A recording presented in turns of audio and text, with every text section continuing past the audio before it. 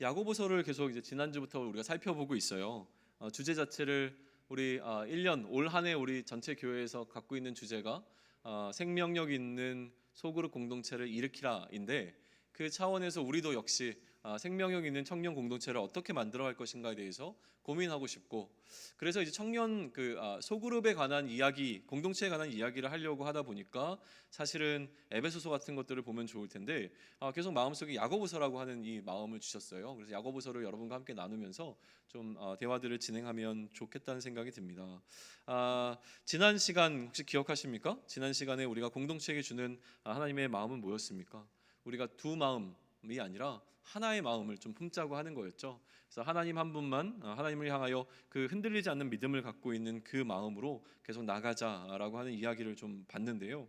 오늘은 굉장히 좀 흥미로운 내용들이 나와 있어요. 그리고 보시면 알겠지만 사실은 너무나 이 메시지가 선명해요. 그러니까 9절부터 11절까지를 읽어가지고 무슨 말인지 모르겠다라고 하는 사람들은 저희 가운데 아마 없을 거예요. 다들 9절부터 11절까지 읽으면 무슨 내용인지 너무나 선명하게 굳이 설명을 듣지 않아도 알 것 같은 내용이 담겨 있는 본문들이 있어요. 그 본문이 이제 오늘 본문 같은 경우인데요. 이럴 경우에 이제 설교자로서는 저 같은 경우에는 좀 당황을 합니다. 무슨 얘기를 해야 되지? 굳이 설명하지 않아도 그냥 읽으면 다 아는 내용이고 도전되는 내용이고 적용하면 되는 내용인데, 굳이 여기다가 괜히 살을 붙였다가 오히려 성경 말씀에 누가 되면 어떡하나 이런 부담감이 있는 게 사실이에요. 그래서 선명한 말씀을 대할 때마다 사실은 쉽지 않은 좀 어려움을 좀 느끼게 되어집니다. 그래도 특별히 오늘 이 말씀을 통해서 우리 공동체에게 주시는 하나님의 마음이 있다고 믿고 같이 한번 이야기를 나눠보면 좋을 것 같아요. 한번 보시죠. 9절부터요 10절 중반부까지만 보게 되면 이렇게 기록되어 있어요. 낮은 형제는 자기의 높음을 자랑하고 부한 자는 자기의 낮아짐을 자랑할지니 라고 되어 있어요. 우리가 익히 많이 좀 들어왔던 내용 가운데 하나예요. 무슨 얘기냐면 예수님의 가르침 속에서도 이런 내용들이 들어오는데, 어떤 역전하는 삶에 관한 이야기로 사용되기도 하고 또 오히려 겸손을 강조하는 본문으로도 사용되어지는 것 같아요. 우리가 이 땅을 살아가는 방법 가운데 하나로 예수님께서 알려주신 것인데, 상석이라고 하는 어떤 비유가 등장하는 것 혹시 기억하십니까? 무슨 얘기냐면, 예전에 제가 설교 때도 말씀드렸던 것 같은데, 혹시 제가 누가 이렇게 초청 자리에 가가지고 제일 좋은 자리로 보이는, 소위 얘기하면 우리가 상석이라고 불리는 어떤 자리에 가서 딱 앉았습니다. 그랬더니 이 저를 초청한 분이 와서 얘기하는 거예요. 목사님 거기 앉으시면 안 되죠. 조금 있다가 담임 목사님이 오실 겁니다. 그러니까 담임 목사님을 위해서 자리를 좀 비워놓으시고 좀 옆자리로 물러나 주세요라고 하게 되면 제가 굉장히 민망하겠죠. 그런데 오히려 제가 어떤 잔치집이나 초대받은 자리에 가가지고 굉장히 꼬레비에 어떤 아주 불편한 자리에 가서 먼저 앉았습니다. 그랬더니 초대하신 분이 와서 얘기하는 겁니다. 목사님 거기 앉으시면 안 되고 여기 가운데로 와서 좋은 자리에 와서 앉으세요 라고 얘기를 하면 오히려 내가 조금 더 존귀 여김을 받지 않겠느냐, 이런 이야기로 하시면서 우리가 이 땅에서 낮은 자로 자처하며 살아가면 누가 우리를 높이시냐면 하나님께서 우리를 그처럼 높여주실 것이다 라는 이야기를 해주세요. 그리고 특별히 또 예수님께서 실제로 예수님의 삶을 통하여 그것을 보여주셨습니다. 높으신 예수님께서 자신의 높은 자리를 버려두시고 이 땅에 우리와 같은 모습으로 오셔서 우리보다 더 낮은 죽음의 자리까지 내려가셨는데, 그 예수님을 가만히 두지 아니하시고 하나님께서 어떻게 하셨습니까? 그를 높이셔서 가장 높은 자리로 끌어올리신 이야기를 우리는 성경에서 마주하게 되어집니다. 그러니 낮은 형제가 자기의 높음을 자랑하고 부한 자가 자기의 낮아짐을 자랑한다는 이 이야기가 너무 우리에게는 그렇게 생소한 이야기는 아닐 거예요. 그럼에도 불구하고 오늘 본문을 자세히 보세요. 자세히 보시면 두 가지를 비교하고 있는데, 이 비교가 약간 안 맞는 부분이 있어요. 죄송한데 에어컨이 틀어져 있으면 혹시 좀 끌 수 있을까요? 제가 몸이 안 좋나요? 이렇게 시원한 바람이 나오는데 제가 옷을 두껍게 입었으면, 자켓을 입었음에도 춥다는 생각이 듭니다. 여러분들의 표정이 너무 싸한가요? 네, 따뜻한 미소로 저를 바라봐 주시면 행복할 것 같습니다. 자, 이 말을 자세히 보면은요, 올바른 비교가 아니에요. 올바른 비교가 아니고요. 여러분들은 지금 저를 따뜻한 미소로 바라보고 있는 중이에요.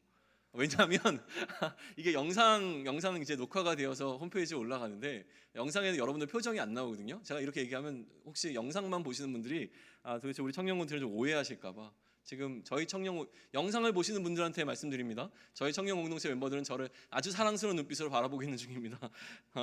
네, 쓸데없는 얘기였고요. 지금 이 비교를 자세히 보면 올바르지 않은 비교가 등장하고 있어요. 가만히 보세요. 낮은 자가 지금 낮은 형제가 자기의 높음을 자랑해야 된다면 부한 자가 자기의 낮아짐을 자랑하는 것이 아니라 어떻게 표현되어야 됩니까? 높은 자가 자신의 낮음을 자랑해야 됩니다. 낮은 자가 높음을 자랑한다면 높은 자가 낮은 것을 자랑해야 되는 것이 옳습니다. 그런데 지금 높은 자라고 하는 표현이 등장해야 될 자리에 뭐가 들어가고 있어요? 부한 자라고 하는 말이 들어갑니다. 쉽게 얘기하면 부자라는 말이 들어가고 있어요. 그러면 여기에는 야고보의 개념 속에 혹은 이 야고보서를 읽는 독자들의 그 보이지 않는 암묵적인 동의가 뭐가 있냐면 부한 자는 높은 자라고 하는 그 동의가 깔려 있는 거예요. 그게 보이십니까? 부한 자가 높은 자라고 하는 것을 우리가 인정하느냐 인정하지 않느냐라는 이야기를 좀 해야 되는데, 사실은 우리도 우리 사회를 보게 되어지면 물질이 우리의 높고 낮음을 결정하는 것에 어느 정도 영향을 미치고 있음에 대해서 느끼고 있는 부분인 것 같아요. 부자가 사회적인 신분이 높다라는 것을 인정하는 것은 참 하기 싫은 부분인데도 불구하고 그런 부분이 없지 않아 있다, 혹은 많이 있다라고 하는 것은 우리가 느끼고 있는 거죠. 여러분들은 어떠세요? 물질이 우리의 높낮이를 결정한다, 물질이 우리의 사회적인 신분의 높낮이를 결정한다는 것에 동의하실 수 있습니까? 세상이 옳기 때문에 인정하는 것이 아니에요. 세상이 틀렸다고 하더라도 세상이 그러한 방향으로 가고 있는 것을 이해하는 것이, 그러한 이해하는 방식을 인정하는 것이 필요하다고 하는 것인데요. 예를 들면 이런 거예요. 예수님이 이 땅에 와서 사역하시는 동안 예수님을 대적하는 무리들이 있었어요. 예수님을 좋아하지 않는 사람들이 있었거든요. 이 사람들이 성경적인 개념으로 보면 그들이 죄인이에요. 예수님을 따르지 않는 사람들이 죄인이거든요. 그런데 예수님을 따르지 않는 사람들은 자신들을 스스로 의롭다고 여겼습니다. 그들이 종교 지도자들이었는데 그들이 예수님을 향하여서 죄인의 모습으로 있으면서 자신들을 옳다고 여겼고, 오히려 그 사람들이 정죄했던 사람들이 있었어요. 자신이 스스로 옳다고 믿는 사람들, 예수님의 진짜 대적자인 죄인들이 그럼에도 불구하고 예수님이 죄인으로 여기지 않는 어떤 사람들을 향하여 죄인이라고 부르고 있는 게 있었는데, 예수님 또한 이 옳지 않은 죄인이라고 하는 판단을 그대로 받아들여서 자신이 이 죄인들의 친구라고 하는 표현을 사용하시면서 세상이 이해하고 있는 죄인의 개념을 그대로 받아들이는 것을 우리는 보게 되어지는데, 이런 개념하고도 맞습니다. 야고보는 지금 물질이 우리의 높고 낮음을 결정한다라고 보지는 않지만 세상이 그러한 방식으로 이야기하는 것을 그대로 받아들여서 오늘 이 이야기를 하고 있는 거예요. 그러니 오늘 우리도 본문을 이해하기 위해서는 물질이 우리의 높낮이를 결정하는 기준이 되고 있는 이 세상의 삶의 방식을 인정할 필요가 있습니다. 되셨죠? 그런데 우리는 우리 안에 신분의 높낮이 없이 모두가 평등하기를 원해요. 우리는 누가 더 높고 낮다라고 하는 것에 그렇게 관심 있는 것처럼 보이지 않았으면 좋겠다는 생각이 있습니다. 자, 우리 가운데 높은 자는 누구입니까? 제가 이 설교를요, 일부 예배 때도 했거든요. 일부 예배 때는 이게 약간 그 유머 코드로 좀 적용이 됐어요. 뭐라고 얘기했냐면, 지금 이 상황 가운데서 가장 높은 데 있는 사람은 접니다라고 얘기를 했거든요.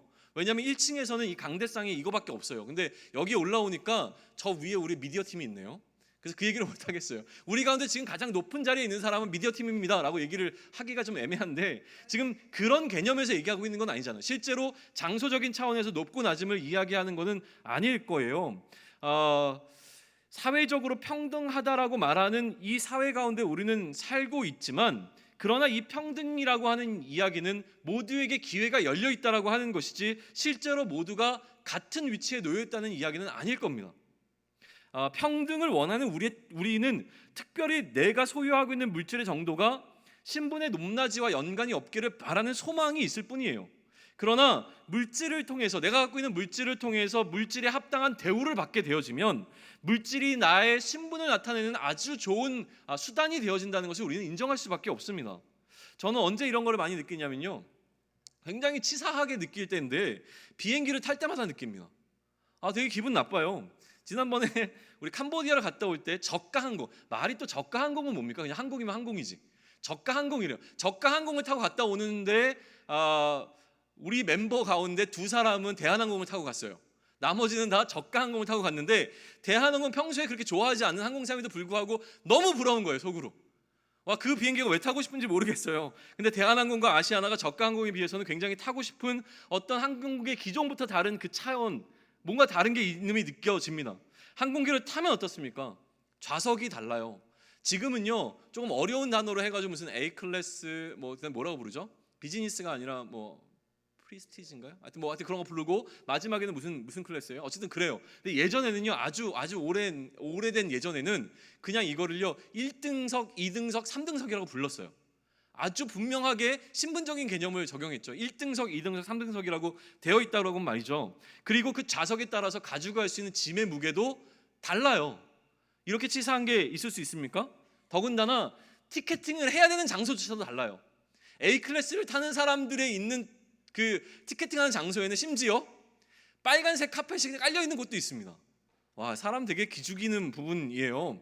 어떤 사람들 공항에 가면 쫄래쫄래 온 사람들의 공항 패션을 보고서 그 사람들의 신분을 좀 이렇게 판가름해 보는데 별것 아닌 것처럼 느껴지는 어떤 사람이 캐리어를 들고 A 클래스를 탑승하는 사람들이 티켓팅하는 자리에 서 있으면 그 사람은 뭐 하는 사람인지 갑자기 궁금해집니다. 그러기 싫은데 그런 마음들이 쑥 들어와요. 자, 공항 항공기를 타기 위해서 게이트를 넘어가는 어떤 그 과정 가운데서도 뭔가 빠른 길을 이용할 수 있는 사람들이 따로 있는 것 같아요. 뭐 무슨 서비스인지는 모르겠지만 그런 서비스를 이용하고 있는 사람들이 보입니다. 또 항공기를 기다리는 장소가 들어가 보면 알겠지만 굉장히 차이가 납니다. 주로 제가 하는 거는 뭡니까? 휴대폰 충전해야 되니까 저는 그 아울렛 뭐라 그러죠? 콘센트를 꽂을 수 있는 데가 있으면 거기 가서 그냥 그게 바닥이들은 그냥 앉아서 좀 기다려요. 그런데 특정한 사람들은 어디를 갑니까? 라운지라고 불리는 굉장히 화려한 곳에 가서 거기서 신문을 보고 음식을 먹고 또 뭐 와인을 좋아하는 사람들은 술 한잔 하면서 사실은 비행기를 기다리게 되는 무언가 확실히 격차가 나는 곳이 이 비행기를 타기 위한 과정들 속에서 너무 많이 느껴지니까 제가 한국에 와서는 아직 놀이공원을 못 갔는데요. 제가 어느 나라에 있을 때 놀이공원을 가면 거기는 티켓의 종류가 두 가지가 있었어요. 일반 티켓이 있고 프라이오리티라고 하는 뭔가 좀 우선권을 주어지는 티켓이 있는데 그거를 좀 한 10여만 원 더 주고 사게 되면은요 줄 안 서도 돼요. 무조건 가서 타면 됩니다. 그래서 이 티켓을 특별한 티켓을 갖고 있는 사람들이 먼저 타고 남은 자리에 일반적으로 줄 서 있는 사람들이 가서 타요. 되게 치사하지 않아요? 저는 되게 치사했어요. 그리고 이런 티켓이 필요 없는 동물원을 가잖아요. 동물원을 가면 어떻게 하냐면 조금 더 동물들을 가까운 데서 볼 수 있도록 또 조금 더 동물들과 친밀한 그 뭐랄까요 그 체험을 할 수 있게 해주는 그런 것들이 있어요. 그것도 돈 주고 하면 그게 가능해요. 심지어 불꽃놀이를 보는데요. 불꽃놀이가 아무 데서나 볼 수 있는 게 아니라 볼 수 있는 장소가 지정되어 있는데 굉장히 오랫동안 줄 서가지고 좋은 자리를 가서 맡아야 됩니다. 혹은 막 1시간, 2시간 전부터 일반 사람들은 가서 그 자리에 앉아서 불꽃놀이를 기다려요. 그러나 어떤 특별한 사람들은 몇만 원짜리의 저녁 식사를 하고 나면 그 식사를 한 사람들만이 볼 수 있는 좌석이 따로 있습니다. 자, 문제는 뭐냐면요. 가장 불편한 것은 이게 싫은데도 불구하고 제 마음속에 저도 이거 한번 해봤으면 좋겠다는 생각이 들어온다는 거예요. 이게 저를 가장 불편하게 했던 것 같아요. 이것들을 향한 갈망이 저에게 있는 것들이 느껴집니다. 막 되게 치사하고 뭐 이런 게 다 있어라고 얘기하지만 그 과정들을 누리는 사람들을 보면 제 안에 뭔가 부러움이 들어오고 있는 것이 사실인 것 같아요. 우리는 살아가면서 어떤 집에 사는지, 어떤 차를 타는지, 어떤 옷을 입는지, 어떤 음식을 먹는지 세상이 나를 판단하고 그 판단에 따라 나를 태하는 태도를 결정하는데 이때 결정적인 것이 물질이 아니기를 바람에도 불구하고 물질로 바라보는 시선이 우리에게도 있음을 인정할 수밖에 없습니다. 그리고 이러한 판단을 받으면서 내가 조금 더 나은 사람이라고 하는 대우를 받기를 소망하는 마음들이 우리 마음 가운데 자리 잡고 있는 것들을 느끼게 되어져요. 그런데 오늘 본문은요, 부한 자는 자기의 낮아짐을 자랑하라고 이야기합니다. 부유한 자는 부자들은 자기의 낮아짐을 자랑하라고 해요. 이게 경제적인 논리라고 한다면 부자는 자기의 가난해짐을 자랑하는 말로 해석되거나 아니면 부자는 그가 누리고 있는 신분적인 이러한 높음을 포기하고 낮아지는 자리로 가는 것을 자랑하라는 말로 들려요. 어느 것으로 이해하든지 간에 이렇게 해야 되는 이유는 굉장히 분명합니다. 그 이유를 좀 발견하면 좋겠는데 본문을 조금 더 보세요. 아까 우리가 10절 중반부까지 봤는데 10절 하반부에 그 이유에 대해서 뭐라고 지금 야고보는 설명합니까? 낮아짐을 자랑하는 이유는 그가 무엇과 같기 때문에 풀의 꽃과 같이 지나가기 때문에 그렇다라고 설명을 하는 겁니다. 지금 뭐로 비유하고 있냐면 이 부한 자를 꽃에 비유하고 있습니다. 꽃과 같이라는 표현이 등장을 해요. 얼마나 아름다운 표현입니까? 꽃과 같다는 말은 우리를 설레게 하는 말이지 않습니까? 설레시죠? 꽃처럼 아름답다 혹은 꽃보다 아름답다라는 이야기를 듣는 것은 우리를 기분 좋게 할 만한 이야기인 것은 분명합니다. 꽃의 매력은, 가장 큰 매력은 향기이기도 하지만 그 꽃 자체가 갖고 있는 아름다움이겠죠. 오늘 이초원 가시나요? 꽃 보러 가시나요? 네, 벚꽃놀이를 갈 때 그 향기를 맡는다기보다 그 꽃이 만들어 놓은 아름다움을 누리기 위해서 가는 거잖아요. 뭐 1초원은 수요일 날 가시고 3초원은 다음 주에 간다고 얘기 들었습니다. 좋은 시간 될 거라고 믿고요. 저도 데려가세요. 야고보는 이 부자를요 꽃에 비유하고 있습니다. 자, 그리고 이 꽃의 아름다움을 부자에 비교하고 있는 것은 아니에요. 본문을 자세히 보셔야 되는데요. 한번 11절을 한번 보세요. 11절 마지막에 보시면 부한 자도 그 무엇에 행하는 일에 이와 같이 쇠잔하리라라고 이야기하고 있어요. 무슨 얘기냐면 꽃이 아름다움을 표현하고 있는데 이 꽃이라고 하는 것이 부자라기보다는 이 꽃과 대응하는 것은 그 부자가 행하는 일입니다. 꽃을 피워내는 어떤 식물이 있다면 이 식물 자체가 부자란다면 이 부자가 행하고 있는 어떤 일이 그 식물이 피워내는 꽃과 같은 것과 매치를 시키고 있는데요. 그렇다면 이 아름다움에 속하는 것은 부자가 행하는 일이라고 하는 거예요. 부자가 행하는 어떤 일은 꽃의 아름다움에 비견할 만큼 매력적이라고 하는 뉘앙스가 여기 깔려 있습니다. 이거를 놓치지 말아야 하는데요. 물질을 통해서 행한 귀한 일들이 반드시 있습니다. 물질을 통해서 행한 아름다운 일들이 있다라고 하는 겁니다. 물질은 얼마든지 선한 일을 위해서 사용되어질 수 있습니다. 선한 일에는 물질이 필요한 경우가 있고 물질이 많으면 많을수록 더 많은 선행을 베풀 수 있는 경우들이 있으면 너무나 분명해요. 그런데요, 야고보가 꽃이라는 대상을 들고 나온 이유는 뭐냐면 그 꽃에는 아름다움이 뿐만이 아니라 그 아름다움이 지속될 수 없다라고 하는 꽃이 갖고 있는 태생적인 한계가 그 안에 포함되어져 있습니다. 이것을 쇠잔해짐이라고 지금 야고보서는 기록하고 있는데요. 아무리 아름다운 것이라고 해도 영원할 수 없음에 관한 이야기입니다.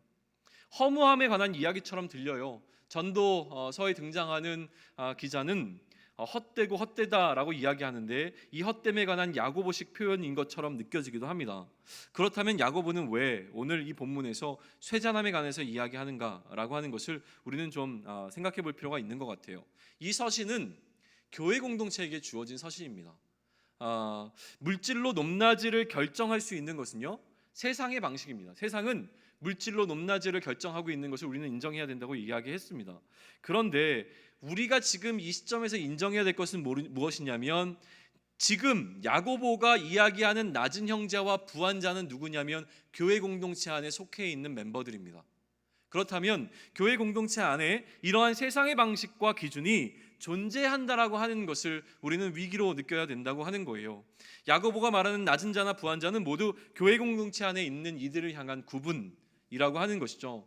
우리는 교회 안의 멤버들을 바라보면서요 세상이 바라보는 시선을 그대로 가져와서 우리가 우리 안에 속해 있는 우리의 동료들을 바라본다고 하는 거예요. 세상에 있으나 세상에 속하지 않은 자들이 모인 공동체가 우리입니다.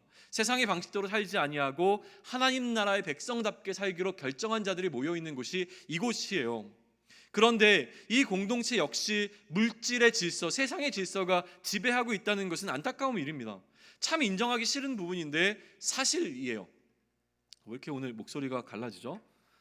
죄송합니다. 제가 청년 사역을 주로 하고 작년 한 해 동안 장년 사역을 좀 경험을 했어요. 청년 사역은 한마디로 열정의 사역입니다. 열정의 사역. 열정이라고 하는, 청년은 열정으로 이야기할 수 있죠. 열정에는 시간이 필요합니다. 시간이 많기 때문에 우리가 이처럼 뭐 시간의 여유가 있어가지고 우리의 열정을 나타낸다는 것이 아니라, 오히려 우리는 뭔가 해야 되는 가치가 있으면 우리의 열정을 쏟아붓게 되는데, 열정을 쏟아부으면서 없는 시간을 만들어내기 위해서 무엇을, 우리가 할 수 있는 시간들을 줄여나갑니다. 다시 얘기하면 잠을 자지 않고서라도 우리의 열정을 표현할 수 있는 그 일에 우리의 노력과 열심을 쏟아부을 수 있는 준비가 되어 있다는 겁니다. 그렇게 할 수 있는 이유는 무엇이냐면, 우리에게는, 죄송합니다, 여러분에게는 체력이 있어요. 젊음이 줄 수 있는 그 체력이 있습니다. 제가 청년 사역을 심각하게 고민하는 이유는 저에게 열정이 떨어졌기 때문이 아니라 체력적인 부담감이 있기 때문입니다. 장년 사역도 그런데 열정의 사역이에요. 장년들을 바라보시면서 열정이 없는 사람들로 바라보시면 안 돼요. 장년들 또한 우리에게 있는 열정과 같은 그 열심들이 그 마음 가운데 있고, 장년 공동체도 열정이 있는 어떤 사람들이 이끌어가는 공동체예요. 그런데 문제는 뭡니까? 그 열정만큼 체력이 없어요. 체력이 없다 보니까 더 많은 시간을 쓸 수가 없습니다. 시간적으로만 놓고 비교하면 청년들이 훨씬 더 작년보다 열정적인 것처럼 보이는 것은 사실입니다. 그런데 우리 청년들에게 없는 것이 장년분들에게는 있어요. 두 가지가 보였는데요. 첫 번째는 무엇이냐면 연륜이 있습니다. 연륜.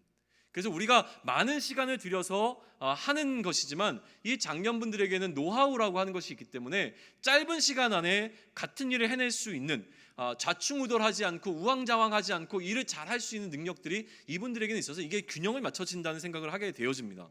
그리고 또 하나 굉장히 중요한 것을 이분들은 갖고 있는데요. 무엇을 갖고 있겠습니까? 물질을 갖고 있습니다.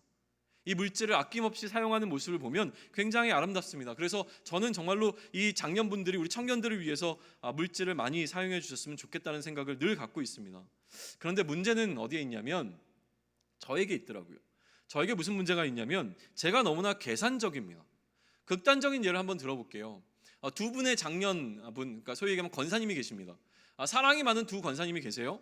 근데 이 권사님 중에 한 분은 재정적인 여유가 참 없으신 분이라서 아침부터 밤늦게까지 계속 이렇게 허드렛 일을 하면서 먹고 사실 수 있는 길을 만들어 가시는 분이시고, 또 한 권사님은 굉장히 많은 돈을 버시는 분이에요. 그러면 우리가 이제 캄보디아로 선교를 나가려고 하는데, 캄보디아 그 현지의 필요에 의해서 예산을 편성했는데 다 이렇게 막 돈을 모으다 보니까 100만 원 정도가 부족해요. 그러면 제가 정말로 너무나 사랑이 많으시지만 재정적인 여유가 없는 권사님을 찾아갈까요? 아니면 재정적인 여유가 많으신 권사님을 찾아가서, 권사님 혹시 조금 선교를 위해서 후원해 줄 수 있겠습니까? 라는 것을 물을까요? 저는 제 안에 저 역시도 물질이라고 하는 것을 쫓아가고 있는 것이 있음을 굉장히 많이 선명하게, 인정하기 싫지만 이런 부분들을 발견하게 되는 것 같아요. 교회의 직분이나 어떤 부서의 장을 맡으실 때 많은 분들이 얘기하시는 게 이거예요. 지금 제가 재정적인 형편이, 회사적인 상황이 좋지 않아서 지금 제가 부장을 맡지 못하겠습니다. 이런 얘기들 하세요. 왜 그러세요? 라고 물어보게 되면, 그래도 제가 부장을 맡으면 소위 얘기하면 우리 부서의 사람들에게 식사라도 한번 대접해야 되는데 그 정도의 여유조차도 없어서 이번에는 좀 안 하면 좋겠습니다. 이런 얘기들 하신단 말이죠. 우리는 인정하기 싫지만 나름대로 교회 안에서도 이런 물질이 어떤 자리를 어떤 위상을 갖고 있는 것들을 보게 되어진다라고 하는 거예요. 실제로 그러다 보니 재정적인 여유가 있으신 분들이 교회의 어떤 역할, 위치들을 잡으시고, 이분들이 교회의 디시전 메이커, 어떤 의사결정을 만들어 나가시는 중요한 자리에 있게 되고 중요한 사항들을 결정해 나가는 것을 마주하게 됩니다. 그러다 보니 역시나 세상적인 기준으로 교회를 바라보는 것이 자연스러울 때가 있다라고 하는 것을 느끼게 되는데, 청년들도요, 사실은 뭐 예외는 아닌 것 같아요. 지금은 저희가 목자 체제로 가지 않기 때문에 좀 그런데, 우리가 초원 체제로 가면서 간사님들이 애쓰시잖아요. 우리 늘 여러분들 기억하시면 좋겠어요. 간사님들도 자신이 갖고 있는 물질을 헌신하면서 이 일을 하고 있는 겁니다. 어디서 뭐 월급 받고 하는 거 아니거든요. 그런데 만약에 목자를 하게 되면 이런 부담감이 들어올 거예요. 그래서 만나서 차 한 잔이라도 사야 되고 이러는데, 아마 이제 목자를 세울 때 이런 부분이 좀 부담이 돼서 못 하시는 분들도 있는 것이 또 사실입니다. 어쨌든 그렇습니다. 그런데 제 개인적인 고백을 하자면, 제가 얼마나 물질에 매여 있는 사람인지를 선명하게 느낄 수 있었던 사건이 있었는데, 그거는 제가 이 교회를 올 때 딱 2년 전이었어요. 2년 전에 정호식 목사님을 만나서 이런저런 얘기하다가 이 교회 비전을 들었어요. 그 교회 비전이 뭐였냐면 분리개척에 관한 비전이었어요. 얘기를 듣는 순간 그 비전에 완전히 매료가 되었습니다. 이거다. 지금 이 시대를 살아가면서 교회가 건강하게 세워져 나가는 방법은 분리개척하는 거다라는 생각을 했어요. 그러니 이 교회로 올 때 저의 마음속에 저는 목적 지향적으로 온 거예요. 왜 왔냐면 분리개척을 하기 위해서 온 겁니다. 그런데 온 지 반년 만에 제가 담임 목사님한테 분리개척을 하지 않겠다라는 이야기를 했어요. 하지 않겠다라는 이야기를 한 것이 아니라 지금은 그것에 대한 생각을 하지 않겠다라고 말씀을 드렸어요. 한다 안 한다가 아니라 제가 스스로 하겠다라고 하는 결정을 내리지 않기로 한 거죠. 하나님의 이끄심에 온전히 모든 것을 맡겨드리기로 결정하는 순간이 저에게 찾아왔습니다. 왜냐하면 저는 저의 너무나 연약함을 보았어요. 완전히 저의 뭐라고 할까요? 좀 생각지 못한 모습들을 보게 되었는데요. 물론 저만의 문제예요. 다른 목사님들도 그렇다는 건 아니니까 오해하지 않았으면 좋겠어요. 제가 훈련되어지지 않은 저의 약점들을 보게 된 것이고 저의 연약함을 보게 된 것인데, 아까도 얘기했지만 저는 분리개척을 목적으로 이 교회에 왔기 때문에 목적 지향적으로 사역을 했습니다. 좋은 관계를 형성해서 분리개척할 때 더 많은 사람들을 데리고 나가는 것이 저에게 첫 번째 목적이었고요. 데리고 나가기에 굉장히 좋은 분들을 선별하는 작업을 했던 겁니다. 지금도 우리 공동체 안에 다 데리고 나갔으면 좋겠지만 그래도 마음속에 조금 더 다가오는 사람들이 있어요. 그러면 그 사람들을 향하여서 제가 한 번이라도 더 말을 하게 되고요. 그 사람들을 대할 때 태도가 확연히 달라집니다.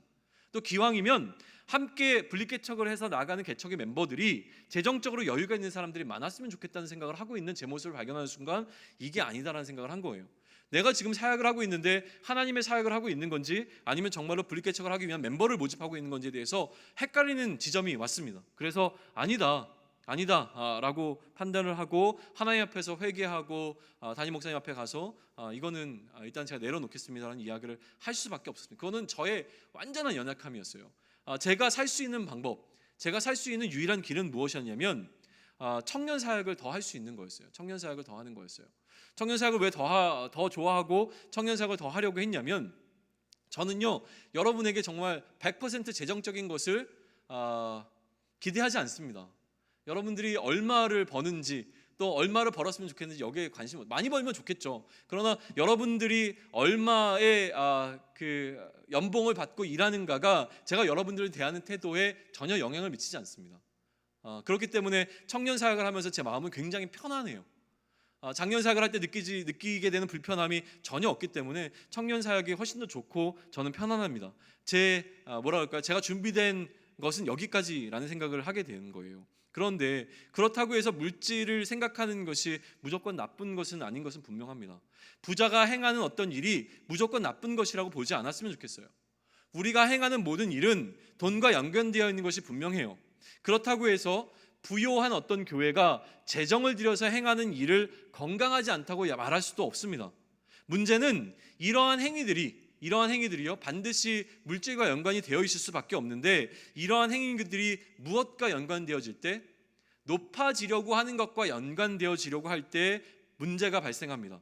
돈이 힘이 되는 경우에 문제가 발생한다고 하는 거예요. 이 돈의 힘을 교회 안에서도 느낍니다.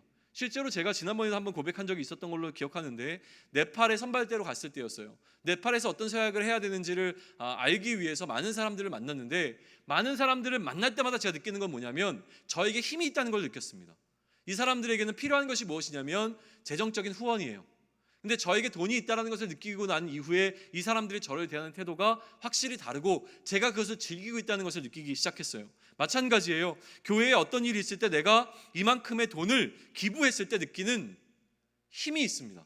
내가 이런 것을 기부할 수 있는 사람이라고 하는 것을 느끼게 되는 어떠한 느낌들이 우리에게 주어진다라고 하는 거예요. 근데 실제 성경이 이야기하는 기부는 나중에 한번 설명할 기회가 있으면 좋겠는데, 내가 감당할 수 없는 것을 내는 것을 기부라고 이야기합니다. 내가 감당할 수 있는 만큼을 내는 것은 옳은 것으로 그려지지 않아요. 혹은 나의 가능성 때문에, 나의 어떤 필요성 때문에 내놓는 것이 아니라 다른 사람의 필요를 채워주는 방식으로 내어놓음에 대한 이야기를 성경을 하고 있는 것을 우리는 기억해야 됩니다. 그런데 내가 행한 일에 대하여서 지분을 요청합니다. 우리는 내가 이만큼 했는데, 내가 이렇게 했는데 어떻게 나한테 이럴 수 있어? 라는 이야기들을 우리는 쉽게 하게 되어지는 것이죠. 내가 청년교회에서 어떤 자인데 라는 생각을 해본 적 있습니까? 우리는 내가 한 것에 대해서, 물론 여기서 얘기하는 것은 어떻게 보면 섬김이에요. 섬김인데 물질인 경우도 있겠지만 대부분 우리는 섬김이에요. 내가 어떻게 청년교회에서 열심을 갖고 섬겨왔는데 나한테 이럴 수 있어 인데, 여기에 기본적인 건 뭐예요? 본전 생각을 하고 있는 거예요. 본전 생각. 본전 생각은 무엇입니까?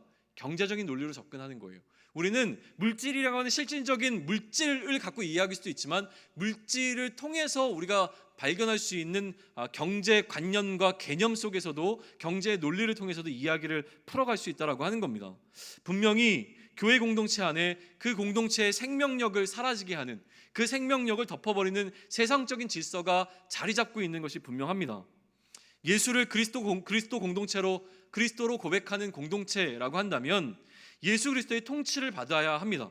그런데도 불구하고 예수 그리스도의 통치를 받는 것이 아니라 물질이 다스리는 삶을 살아가고 있고, 물질의 메인 삶을 살아간다고 한다면 무언가 문제가 있는 것이 분명합니다. 자, 여기서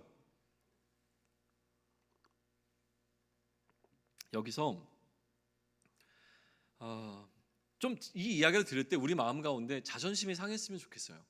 제가 지금요, 교회라고 하는 애매한 표현을 사용했고요, 그리고 그리스도인이라고 하는 불특정 다수들을 향한 호칭을 사용했어요.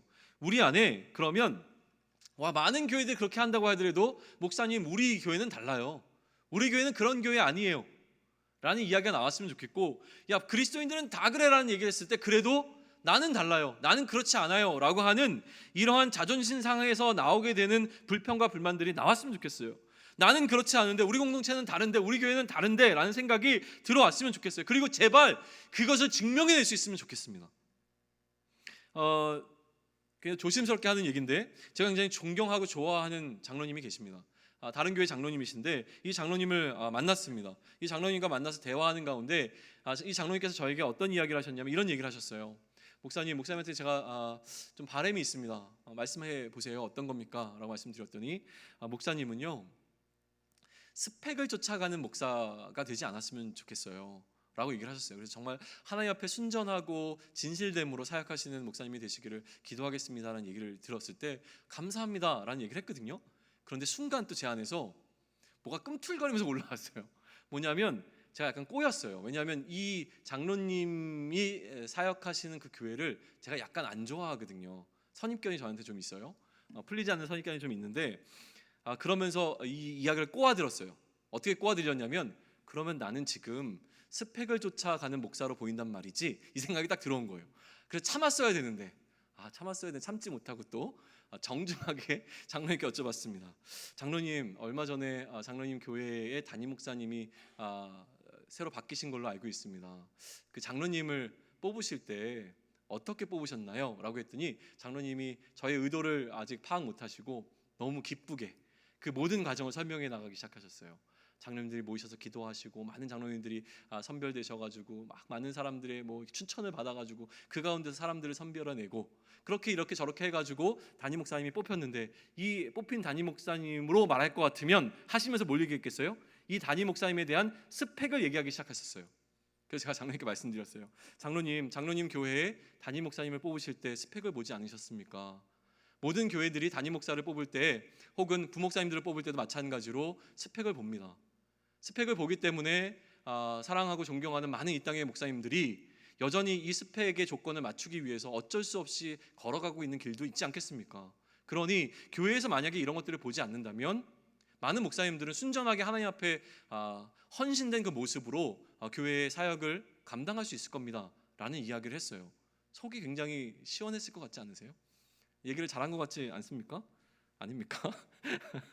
네. 그런데 사실 이거는 제가 그냥 욱해서 한 이야기이고요. 제 안에 솔직히 이야기하자면 물질을 향한 마음들이 있는 게 사실인 것 같아요. 저는요, 이런 생각이 듭니다. 제가 언제든지 다 이런 것들을 컨트롤할 수 있어라고 하는 자신감이 있어요.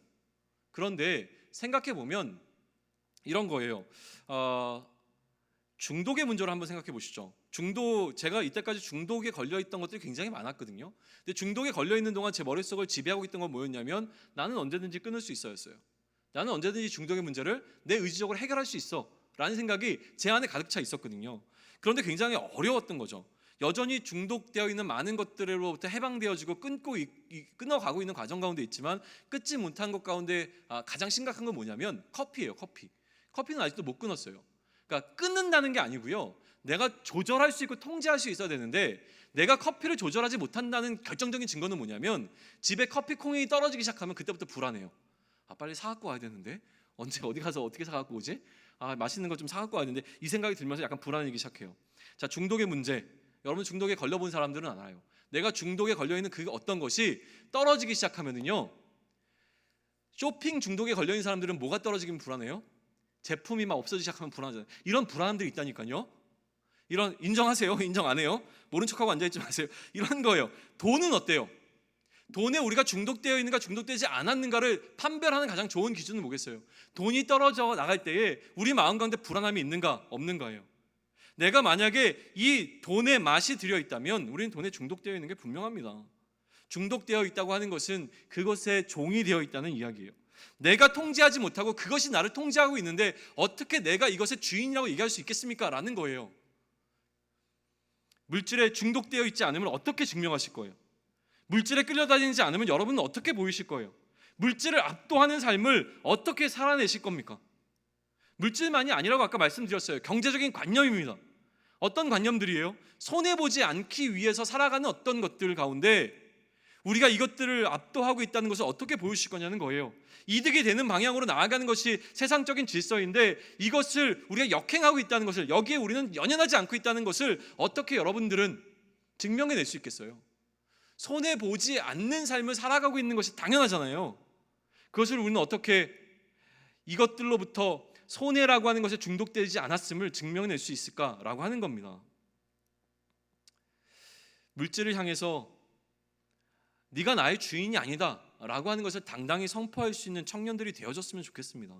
이것은요, 단순히 신앙적인 이유가 아니더라도 청년의 때를 살아가는 우리에게 청년의 때부터 물질에 끌려다니는 것이 아니라 물질을 압도하는 삶을 살아갔으면 좋겠다라고 하는 것은 너무나 당연합니다. 여러분들이 지난번에 제가 얘기했죠. 아시겠지만 우리 간사님들이 토요일날 새벽에 먼저 모여서 이 이야기를 나눠요. 이 이야기를 나누는 가운데 어떤 한 간사님이 저에게 물어봤습니다. 그럼 어떻게 하면 되는데요? 라고 물어봤어요. 적용의 문제죠. 적용의 문제를 얘기하기 위해서 저도 불가피하게 제가 어떻게 하는지에 관한 이야기를 몇 가지를 던졌어요. 그래서 그 이야기를 사실은 여기서 할까 말까 고민을 원래는 하려고 했던 거죠. 그러니까 보이고 싶었던 거예요. 뭘 보이고 싶었겠습니까? 제가 어떻게 물질을 압도하는 삶을 살고 있는지 여러분에게 자랑하고 싶었어요. 근데 이 자랑이 야고보가 여기서 얘기하는 부한 자는 자기의 낮아짐을 자랑할지니라고 하는 이 자랑과 같은지 안 같은지가 제 안에서 헷갈리기 시작했어요. 왜냐하면 이거를 얘기하고 있을 때 저는 저에게 느껴지는 힘이 있었어요. 이 힘은 무엇이냐면 이렇게 하지 않는 어떤 사람들을 무시하고 있는 힘이었어요. 그래서 얘기하지 않기로 결심했습니다. 그냥 여러분들 처음 모임 하실 때 여러분끼리 한번 나눠보세요. 내가 어떻게 물질에 매여 있는 자가 아닌 물질을 압도하는 그러한 능력으로 살아가고 있는가에 대한 이야기들을 해보시면 좋겠어요. 한 가지만 예를 들자면 이거예요. 헌금이 그런 의미를 갖고 있습니다. 11조가 그런 의미를 갖고 있어요. 11조 내는 거 굉장히 힘들어요. 11조가 내가 번 돈의 10분의 1이잖아요. 굉장히 큰 돈이거든요. 다달이는 괜찮지만 1년을 모아놓고 보면 굉장히 큰 돈이에요. 그래서 어떤 사람들은요, 이 11조를 내고 기부금 영수증을 받아가는 것도 옳지 않다고 얘기하는 사람들이 있어요. 기부금 영수증을 받아가는 순간 11조의 의미가 퇴색된다고 보는 사람들도 있어요. 왜냐하면 11조의 본질적인 의미를 찾고자 자꾸 얘기하는 사람들이 하는 주장이긴 한데요, 그런 것들이 중요한 게 아니라 일단은 11조라고 하는 것은 무엇이냐면 물질에 내가 매여있지 않음을 증명해내는 방법입니다. 누구의 앞에? 하나님 앞에. 물질은 하나님께 속해 있습니다. 그러니 내가 하나님의 것을 하나님께 돌려드리는 이 작은 행위를 통하여서 나의 모든 것은, 또한 물질은 하나님께 속해 있음을 고백합니다 라고 하는 것을 나타내는 방식이라고 하는 거예요. 삶을 살아가면서 여러분들은 내가 물질에 중독되어서 물질 밑에 종으로 허덕거리면서 살아가는 것이 아니라 물질을 압도하며 물질의 주인으로 살아가고 있다는 것을 어떻게 증명해낼지에 대해서 고민하셔야 됩니다. 그런데요, 잘 안 될 게 뻔해요. 제가 100% 장담합니다. 쉽지 않아요. 너무 어려워요. 제가 이렇게 장담하는 이유는 뭐냐면 다음 주 얘기예요. 다음 주 12절부터 18절까지 다음 주에 야고보가 하는 이야기는 뭐냐면 시험에 관한 이야기예요. 그런데 이 시험이 어떤 시험인지 한번 보세요. 14절입니다. 14절 성경책 갖고 있는 사람도 한번 보세요. 14절 제가 대신 읽습니다. 오직 각 사람이 시험을 받는 것은 왜 시험을 받습니까? 자기 욕심에 끌려 미혹됨이니 라고 되어 있습니다. 지금 없는 자가 내가 지금 없다라고 하는 것이 불편하게 느껴지고 내가 없는 것이 싫어지는 지점이 오게 되면 이게 시험이에요. 이해되세요? 내가 없어도 자족하며 살 수 있어야 되는데 없는 것이 불편해지는 순간 내 안에 뭐가 찾아온 겁니까? 시험이 찾아온 겁니다.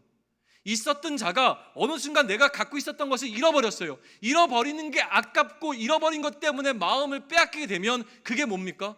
시험 받고 있는 겁니다. 야고보는요, 이러한 시련의 원인을 욕심에서 비롯됐다고 이야기하는 거예요. 이것을 끊어내는 것이 참 중요합니다. 그러니 다음 주에 조금 더 얘기 나누도록 하고요. 오늘은 이 두 가지 얘기를 마저 전하면서 설교를 마무리하겠습니다. 잘 안 되는 게 분명해요. 그래서 어떻게 하면 좋을까 제 나름대로 고민하고 묵상하다가 저에게 주신 지혜는 두 가지였습니다. 첫 번째는 무엇이냐면 부자가 되고 싶어요. 완전 부자가 되고 싶어요. 부자 되기 싫은 사람 손 한번 들어보세요. 손 잘 듣는 진겸이 어디 갔어요? 갑자기 또 없으니까 보고 싶네. 전 진겸이가 될 거라고 예상했거든요. 이게 원고가 필요가 없어졌네 막 이러고. 아니에요. 어제 진겸이가 잠깐 지나가는 얘기인데 수요 예배 때 왔어요. 수요 예배 때 와서 제 옆에 앉아서 예배를 드렸는데 이렇게 예배 드릴 때는 참 느낌이 달랐어요. 어떤 느낌을 받았냐면 어린아이가 와서 예배 드리는 것 같은 그런 느낌들을 받았어요. 참 좋았습니다. 저는 개인적으로. 여러분들도 오세요. 네, 오실 줄로 믿습니다. 어디까지 얘기했죠? 저에게 주신 두 가지 지혜는, 하나는 너무나 부자가 되고 싶잖아요. 그러면 부자가 되는 방향으로 가면 될 것 같아요.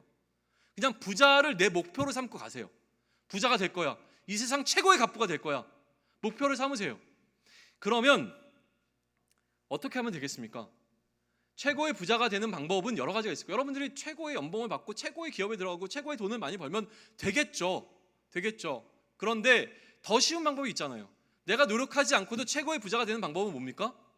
최고의 부자의 자녀로 태어나면 되잖아요. 금수저 물고 태어나시면 되잖아요. 근데 태어나는데 어떻게 금수저를 물어요? 방법이 있습니다. 뭘 것 같아요? 이 땅의 모든 것을 소유하시고 이 땅에 보이지 않는 모든 우주 만물을 갖고 계신 그분의 자녀가 되면 될 거 아니에요. 그 방향으로 가자는 거예요. 우리의 모든 것을 갖고 계신 그 하나님의 자녀가 되는 방향으로 한번 가시면 안 되겠습니까? 모든 것을 다 갖고 있는 부유하신 하나님께서 우리에게 다 주시겠다고, 우리에게 모든 것을 다 허락해 주시겠다고 자녀 삼아 하나님의 모든 권세를 누릴 수 있겠다고 해주시는데 왜 그거는 무시하고 고작 이 땅에서 가질 수 있는 이것만을 바라보면서 살아가는 삶 살아가냐고 하는 거예요. 아예 부자가 되는 것이 우리의 삶의 목표로 느껴지면 제대로 부자가 한번 돼보자는 거죠. 두 번째 주신 마음은 무엇이었냐면, 높아지고 싶으면 어떻게 하면 되겠습니까? 지위가 높아지고 싶어요. 완전 세상에서 가장 높은 사람이 되고 싶어요. 사람들이 다 나를 우러러봤으면 좋겠어요. 내가 가장 높은 위치에서 다른 사람들을 내려다보며 통치했으면 좋겠어요. 우리의 목표의 수준은 어디다 두면 되겠습니까? 회사에서 부장 되는 거요? 개인 사업하는 거요? 그 사장 소리 듣는 거요? 사모님 소리 듣는 거요? 어떤 게 우리의 사회적 지위를 높일 수 있겠습니까? 대한민국 1%가 되는 거요? 고작 대한민국 1%요? 세계 1%가 되는 건 어떠세요? 우리의 목표를 더 높은 곳으로 둡시다. 그래봐야 땅이거든요. 가장 저 높은 곳은 어디입니까? 위를 바라볼 수 있으면 좋겠어요. 위에 우리의 소망을 두고 이 땅을 바라보지 않을 수 있는 그러한 담대함이 우리에게 있으면 좋겠습니다. 물질 중요합니다. 그러니 물질 필요합니다. 그러나 이 물질에 우리가 중독되지 않았으면 좋겠습니다. 없어서 불안해하지 않았으면 좋겠습니다. 물질을 압도하는 그 삶 우리가 살아내면 좋겠습니다. 그러므로 야고보는 이렇게 얘기합니다. 낮은 형제는 자기의 높음을 자랑하고 부한 자는 자기의 낮아짐을 자랑하라는 그 이야기는 무엇이냐면, 세상의 질서에 메인바 되지 아니하고 세상의 질서를 비웃는 방식으로 나는 세상의 질서를 따르지 않는 자라고 하는 선언을 이 땅 가운데서 증명해내면서 살아가라는 이야기를 하는 거예요. 그 삶 살아낼 수 있겠습니까? 살아내는 공동체, 그런 공동체가 우리 공동체가 되었으면 좋겠습니다. 그 방식으로 살아갑시다. 그 방식으로 살아갑시다. 네, 일어나시죠. 우리 찬양